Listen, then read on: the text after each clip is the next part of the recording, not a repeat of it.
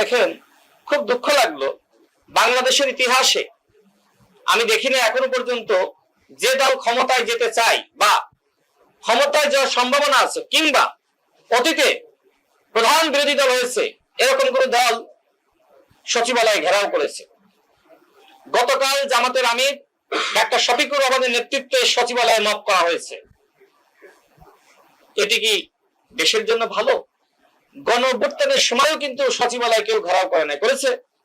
সচিবালয় থেকে সমস্ত সিদ্ধান্ত নেওয়া হয়। সচিবালয় আমাদের উন্নয়নের হাব।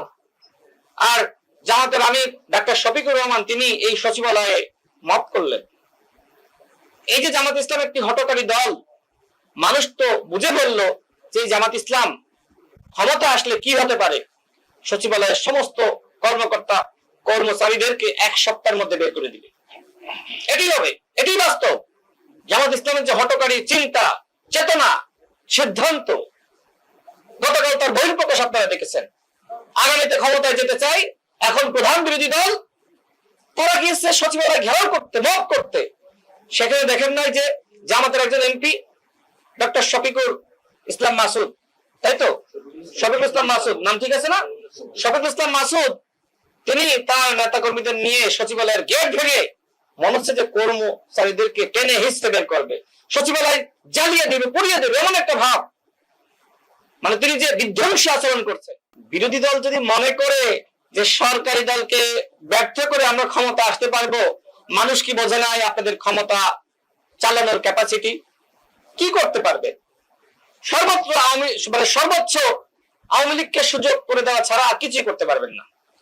আজকে শেখ হাসিনা যে বলছে ডিসেম্বরে বাংলাদেশে ফিরবে, এই যে সাহস শক্তি কিভাবে পাচ্ছে? যেখানে আওয়ামী লীগের পতন হয়েছে বাংলাদেশে, দাফন হয়েছে দিল্লিতে, এবং আওয়ামী নামক লাশ পচে গলে মাটির সাথে মিশে গিয়েছে, আওয়ামী লীগের আর বাংলাদেশে ফেরার সম্ভাবনা নাই। এই মৃত লাশ শেখ হাসিনা এক প্রকার জীবিত হয়ে বলছে আমি ডিসেম্বরে বাংলাদেশ ফিরবো। এইটার মূলে জামাত ইসলাম। কারণ জামাত ইসলাম বাংলাদেশে যে বিধ্বংসী আচরণ, হঠকারী কথাবার্তা বলছে, এর মধ্য দিয়ে মূলত আওয়ামী লীগ সুযোগ পাচ্ছে, আওয়ামী লীগ সাহস পাচ্ছে।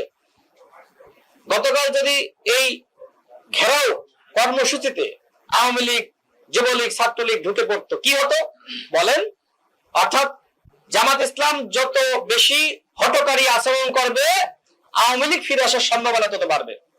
বাংলাদেশে যদি ভবিষ্যতে আওয়ামী লীগ ফিরে আসে, এর জন্য দায়ী থাকবে শুধুমাত্র জামাত ইসলাম এবং এনসিপি। একটি নির্বাচিত সরকারকে প্রতিনিয়ত হুমকি দেওয়া। সংস্কার মানে কি? আওয়ামী লীগকে সাধারণ ক্ষমা ঘোষণা করা, জামাতের আমির করে নাই। সংস্কার মানে কি?